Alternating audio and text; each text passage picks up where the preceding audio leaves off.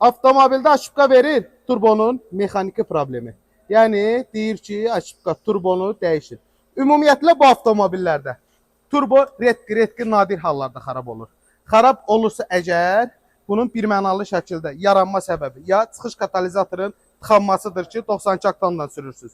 Və yaxud da ki, avtomobilin bu vəziyyətdə hər hansısa bir nahiyədən hava çəkməsidir ki, hava sirkulyasiyası düzgün vəziyyətdə getmir, hava axınca hardansa sızması verir və avtomobilin daxili silindrinə düzgün kütlədə hava kütləsi qəbul edə bilmir. Ona görə də bax avtomobil mexaniki problem olan zaman turbodan aşıbqa verirsə, əgər 400-500 manat xərc çəkmir. Dəfələrlə müştəri yaxınlaşıb ki, məqsəd hər hansısa bir ustanı pisləmək deyil.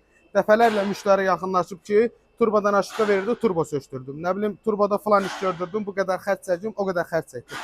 Birmənalı şəkildə turbo xarabdırsa, yeni nəsil Chevrolet modelindən 1.4-1.5 mühərriklərdən gedir.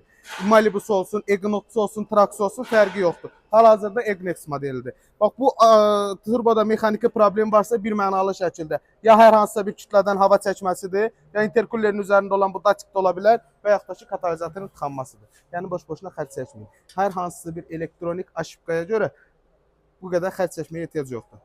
Bir avtomobili düzgün vəziyyətdə analiz edin ki, problemin nədən qaynaqlandığını biləsiniz. Öpürəm, özünüzdə müğayət olun. Hadi kendi